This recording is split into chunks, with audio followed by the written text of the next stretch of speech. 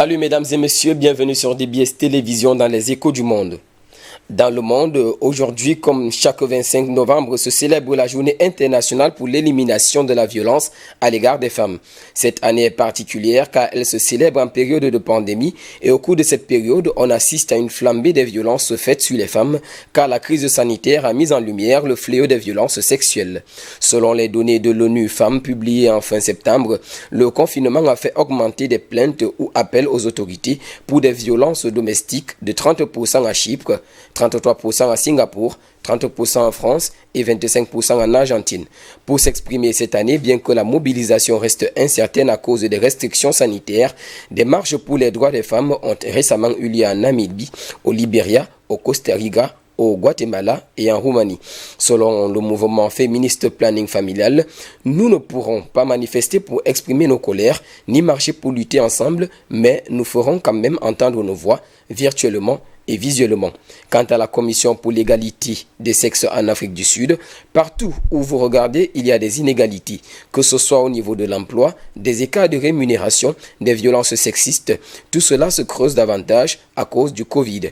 En juillet, les Nations Unies ont averti que 6 mois de restrictions sanitaires pouvaient entraîner 31 millions de cas supplémentaires de violences sexistes dans le monde et puis 7 millions de grossesses non désirées.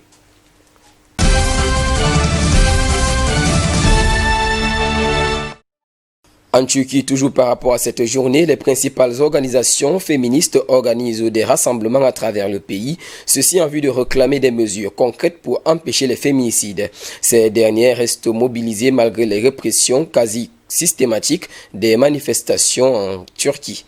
Au risque d'être dispersées par du gaz lacrymogène ou même arrêtées, ces féministes manifestaient en scandant « Dans la rue, pour nos droits, pour nos vies », et les unes pour les autres. Selon la secrétaire générale de la plateforme, Fidan Ataselim, nous stopperons les féminicides. Le crime, c'est d'accorder des circonstances atténuantes aux meurtriers de femmes quand ils comparaissent devant la justice. Si le gouvernement est sincère quand il prône une tolérance zéro face aux violences, qu'il le prouve en cessant d'attaquer les femmes qui luttent. À en croire les chiffres officiels, depuis le début de cette année, environ 234 femmes ont été tuées par leur conjoint ou leur ex-conjoint dans le pays.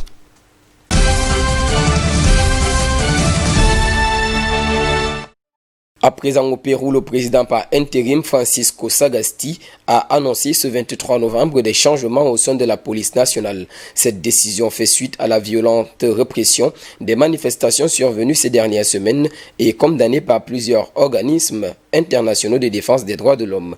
Pour ce faire, il a nommé un nouveau chef de la police nationale. C'était lors d'une allocution à la télévision dans laquelle Francisco Sagasti a déclaré, je cite, j'ai pris la décision de nommer le général César Augusto Cervantes, nouveau commandant de la police nationale du Pérou. Par ailleurs, 15 généraux de la police ont été mis à la retraite, dont le général Georges Lam, qui a mené les opérations de répression contre les manifestants lors de la mobilisation pacifique de la mi-novembre. Il s'agit ici de la marche nationale du 14 novembre qui s'est soldée par la mort de 2 manifestants et une centaine de blessés, dont 63 ont dû être hospitalisés. Ce lourd bilan survenu aurait donc pour cause l'usage excessif du gaz lacrymogène et l'utilisation des fusils tirant des plombs de chasse et des billes de verre, pourtant interdits, contre les manifestants. Tout en présentant ses condoléances aux familles des victimes, le nouveau président a réitéré dans son allocution sa volonté de réformer la police en profondeur. Dans une promesse faite à la nation, il s'exprime en ces termes, je cite, « J'ai créé une commission dont la mission sera de recommander des actions sous 60 jours pour moderniser et renforcer la police nationale afin de défendre les droits des citoyens, l'ordre interne et la sécurité publique. » Rappelons qu'une enquête est ouverte contre des membres de l'ex-équipe dirigeante.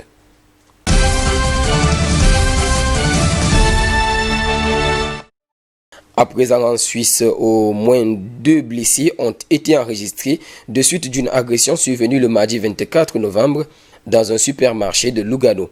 Selon les faits, une jeune femme aurait tenté d'étrangler la première victime, grièvement blessée, ceci avant d'en blesser une seconde à l'aide d'un couteau.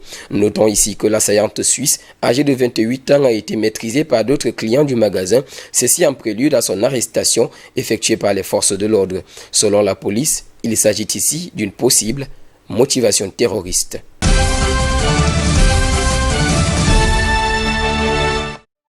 Toujours en Suisse, à l'issue de la conférence des donateurs qui s'est achevée ce mardi à Genève, la communauté internationale octroie son aide à l'Afghanistan, mais sous condition.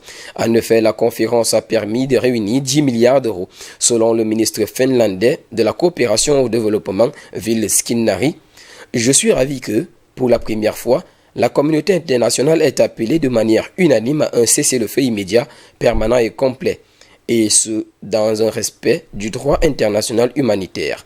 C'est ce que veut et mérite la population afghane.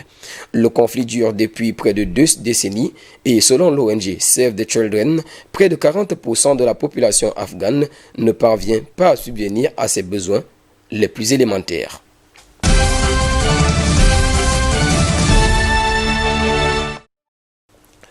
Et pour finir, en Syrie, environ 8 combattants étrangers rattachés à des milices pro-iraniennes ont été tués dans des raids aériennes nocturnes menés par Israël. C'est du moins ce qu'a rapporté l'Observatoire syrien des droits de l'homme, OSDH, ce mercredi 25 novembre 2020. Toujours à en croire l'Observatoire, les nationalités des combattants n'étaient pas connues dans l'immédiat. Dans la même veine, l'OSDH a déclaré que les frappes ont visé une position et un dépôt d'armes des forces iraniennes et de leurs alliés libanais. Il s'agit du mouvement Hezbollah, près de Damas. Messieurs et dames, c'est ici que nous mettrons thème à cette 3e édition des Échos du Monde sur DBS Télévision. En compagnie de nos programmes, nous vous souhaitons de passer une agréable soirée.